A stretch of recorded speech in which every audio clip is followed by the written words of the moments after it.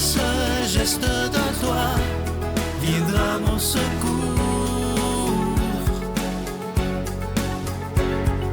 Viens semer dans mon âme le grain de l'amour. Je traverse un désert et je meurs de soif.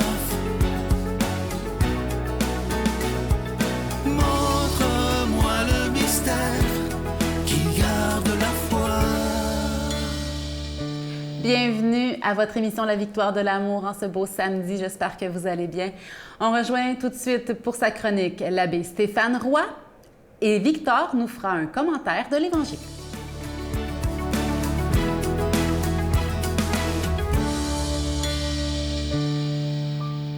Bonjour à toi, bon samedi. Bienvenue à cette chronique sur les chemins du cœur. Guy Corneau nous parle de mieux s'aimer pour mieux aimer. C'est à croire qu'il fait du pouce sur la phrase de Jésus, eh bien, aimer son prochain comme soi-même. Et dans le développement de la vie de l'enfant et de ses premières années, Guy Corneau va, dans son livre, introduire un concept très important en psychanalyse jungienne. Guy Corneau était psychanalyste jungien, c'est-à-dire psychanalyste de la psychologie des profondeurs développée par Carl Gustav Jung. Et ce concept, je t'en ai déjà parlé, c'est la persona. P-E-R-S-O-N-A, persona. C'est-à-dire le masque qui nous définit dans le monde extérieur, puisqu'il doit en être ainsi. Une personnalité pour attirer la reconnaissance de ses proches. Une situation de compromis englobant l'identité réelle, le vrai soi, de la persona et celle créée en réponse aux exigences et aux demandes de l'entourage. Carl Gustav Jung a pris ça parce que le persona, c'était vraiment un instrument pour les gens de théâtre dans l'Antiquité grecque. Et on appelait ça persona parce que ça faisait porter la voix. Il s'agit, avouons-le, de se couper de nous-mêmes, de ce que nous ressentons vraiment, de nos sensations corporelles et émotionnelles, de nos sentiments, et, soulignons-le, tout cela pour survivre. Et je dis bien survivre, non pas vivre, parce que si il s'agissait vraiment de vivre, eh bien, il s'agirait vraiment de ce que nous sommes comme personne, et non de la persona. Avec le masque de la persona, nous pouvons enfin projeter dans le miroir des yeux des autres l'image de ce qu'ils attendent, mais au prix de la vraie image. Eh oui, la vraie image. Et nous qui lisons dans la Bible que nous avons été faits à l'image et la ressemblance de Dieu. Et si Dieu nous disait, te disait, me disait aujourd'hui, tu n'as pas à être un calque, une copie de qui que ce soit, même de moi, mais à être toi. À être toi. Si Dieu nous donnait la permission d'être nous-mêmes. Sur ce, je te souhaite une bonne semaine. Notre Père qui es aux cieux, que ton nom soit sanctifié, que ton règne vienne, que ta volonté soit faite sur la terre comme au ciel. Donne-nous aujourd'hui notre pain de ce jour. Pardonne-nous nos offenses, comme nous pardonnons aussi à ceux qui nous ont offensés.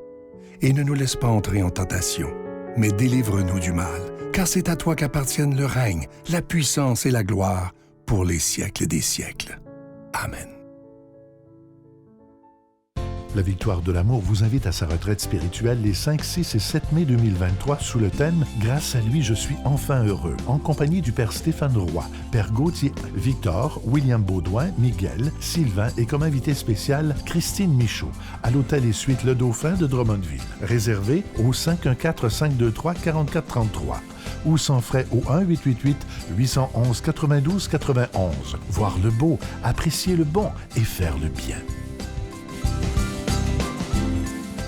Encore une fois, je vous parle de ce magnifique cadeau du mois de février. Vous savez que le mois de février, c'est le mois de la Saint-Valentin, mois de l'amour et de l'amitié. Et c'est le pendentif de la paix. Et il vient avec la chaîne qui est en acier inoxydable, donc ça ne ternira pas. Mais regardez bien le cœur. Il est d'une beauté extraordinaire. C'est fait en pierre d'agate bleue. C'est absolument magnifique. Je vous rappelle que ce bijou, c'est un véritable bijou, là. Il est déjà béni. Ça se donne bien en cadeau. On peut se le faire pour soi-même, le cadeau, et l'offrir à quelqu'un d'autre. Alors, je vous rappelle que vous le recevrez avec un don de 25 $ et si vous en voulez deux, avec un don de 40 $. Et je dois vous dire que, en tout cas, d'après moi, depuis les 28 dernières années, ça, c'est dans les beaux cadeaux, pas à peu près. Et si vous saviez comment on travaille fort pour vous trouver de beaux cadeaux afin d'aider, évidemment, la Victoire de l'amour, je vous donne l'adresse, la Victoire de l'amour, case postale 120, succursale Boucherville à Boucherville, le J4B 5E6, je vous la redonne, la Victoire de l'amour, case postale 120, succursale Boucherville à Boucherville, le J4B 5E6, également par téléphone, par carte de crédit du lundi au vendredi de 8h30 à 16h30 dans le 514-523-4433, 523-4433 ou sans frais le 1-888-811-9291, 1-888-811-9291 et aussi sur notre site Internet. Vous savez que c'est un moyen très rapide, sécuritaire et efficace de faire votre don, le www.lavictoiredelamour.org. Alors, je vous rappelle ce magnifique cadeau. Il s'agit du pendentif de la paix. Le cœur, il est fait en pierre d'agate. Ça vient avec la chaîne. Et ce bijou, il est déjà béni.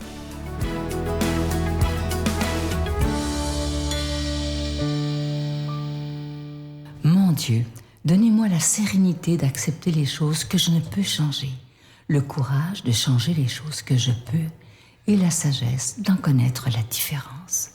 Amen.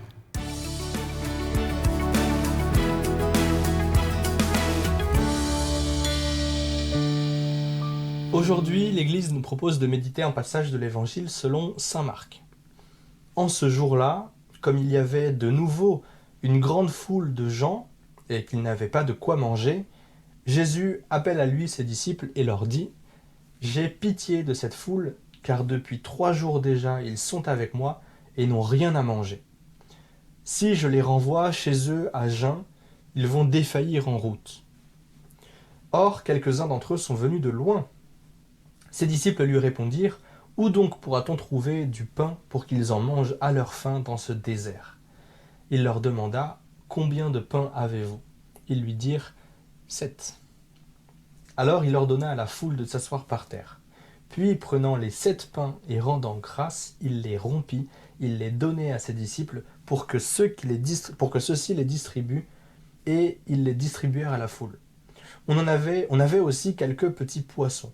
Il les bénit et les fit distribuer aussi. Ils mangèrent à leur faim, et des morceaux qui restaient, on ramassa 7 corbeilles. Or, ils étaient environ 4000. Puis Jésus les renvoya. Aussitôt, montant dans la barque avec ses disciples, il alla dans la région de Dalmanuta. Aujourd'hui, c'est la journée mondiale des malades, en même temps que la fête de Notre-Dame de Lourdes. Et ça fait sens en fait, vu que les gens vont souvent à Lourdes pour être guéris de maladies. Et pour ce jour de guérison, on a ce passage de l'Évangile, la multiplication des pains. Mais qu'est-ce que ça peut bien vouloir dire ? Pourquoi c'est ce passage de l'Évangile que l'Église a fixé pour la fête de Notre-Dame de Lourdes et la journée mondiale des malades ? Il y a ici 4000 personnes et 7 pains. 7, c'est un chiffre symbolique pour dire qu'il y en a peu, mais que ce sera largement suffisant pour tout le monde. Parce que le 7, dans la tradition juive, c'est le chiffre de la plénitude. Donc peut-être qu'il y avait pile 7 pains, peut-être qu'il y en avait un peu plus, peut-être qu'il y en avait un peu moins. C'est pas le plus important. L'important, c'est qu'il y en avait largement pas assez pour toute cette foule qui suivait Jésus depuis 3 jours et qui n'avait plus rien à manger. Mais Jésus va faire en sorte qu'il y en ait assez. Chacun mange à sa faim, et on retrouve les 7 corbeilles qui restent, et le 7 de la plénitude. On a une plénitude de pain que Jésus bénit et donne pour qu'il soit mangé. On a en même temps une préfiguration de l'Eucharistie qui rassasie, qui relève, qui donne de la force à ceux qui vont bien et aux malades.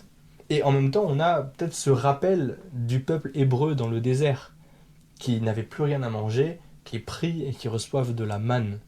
Et bien ici, on a 4000 personnes dans le désert qui n'ont rien à manger, mais ils ont Jésus et un peu de pain. Et voilà, ça fait un miracle. Et c'est d'ailleurs en fait pas pour rien que le viatique, pour les mourants, ce soit une dernière communion. Les quelques pains là ont suffi à 4000 personnes, comme Jésus suffit à l'humanité. Jésus nourrit ceux qui le suivent, ceux qui croient en lui. La nourriture qu'il donne, elle fortifie, elle relève, elle accompagne, elle guérit. Combien de miracles se sont passés lors d'une communion, ou juste après, ou juste avant, lors de prières pour les malades par exemple. J'anime tous les samedis, les premiers samedis du mois, une prière pour les malades dans une église pas loin de chez moi. Et là, il y a des gens qui exercent les charismes, des dons du Saint-Esprit, ce qu'on appelle des paroles de connaissance. Et ils disent ce que Jésus fait. Et souvent, on a des guérisons. Et parfois, ça défile, il y en a plusieurs d'un coup. Des personnes qui disent, il y a une personne aujourd'hui qui est venue avec cette maladie, par exemple. Jésus lui dit, ou Dieu lui dit qu'elle sera guérie, peut-être comme ça, peut-être sans détail, mais voilà, le Seigneur guérit. Cette personne se reconnaîtra parce qu'elle a ça, parce que ce matin, elle a fait ça. Des choses très précises, mais voilà, des paroles de connaissance. Dieu guérit, relève, encore, tout le temps, maintenant. Il y a des miracles. Et là, on associe la guérison à un repas, en un sens, avec Jésus. En fait, il y a tellement de grâce que Dieu déverse au moment de l'Eucharistie, le repas par excellence, à la messe. Et on peut en profiter, en fait, à condition d'accueillir ces grâces. Alors ne gâchons pas ce que Dieu nous donne. C'est pas juste un peu de pain, c'est pas juste un petit truc à manger. Il y a Dieu qui est présent et il y a des grâces infiniment puissantes qui nous sont données. Accueillons-les. Dieu nous donne ça pour nous fortifier, pour nous accompagner. Prions pour les malades, qu'ils voient en Dieu le seul réconfort et la vraie force, la joie, en fait, au cœur de leur maladie. Parce que, oui, c'est difficile. Dans tous les cas, la maladie, c'est un scandale, c'est un mal. Mais Dieu est présent. Dieu guérit. Et s'il ne donne pas la guérison physique, il donne la force de le dépasser. Il l'accompagne. Il porte cette croix avec nous. Et puis ça, c'est apaisant. Au nom du Père et du Fils et du Saint-Esprit. Amen. Je vous salue Marie, pleine de grâce. Le Seigneur est avec vous.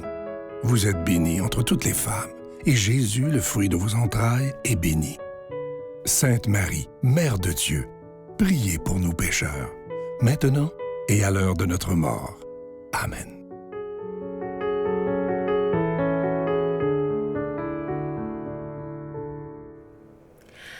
Le 11 février, c'est la fête de Notre-Dame de Lourdes et la fête de tous les malades, où on prie pour tous les malades. Aujourd'hui, je m'engage à prier pour vous, tous mes amis malades, tous ceux que je connais, ceux que je connais pas. Prions les uns pour les autres, spécialement ceux qui en ont le plus besoin. Il y a les maladies physiques, mais il y a toutes les autres formes de maladies aussi, mentales, spirituelles, il y en a aussi. Donc, prions les uns pour les autres. Je prie pour vous, merci de prier pour moi. Je suis née d'un papa finalement. stérile, puis d'une maman qui a supplié le bon Dieu de me donner un don. L'essentiel, c'est d'être aimé, contrairement à tout ce qu'on peut raconter. Ce n'est pas la fortune ou la célébrité qui ne sont que du vent et ne font que passer. Je crois que l'important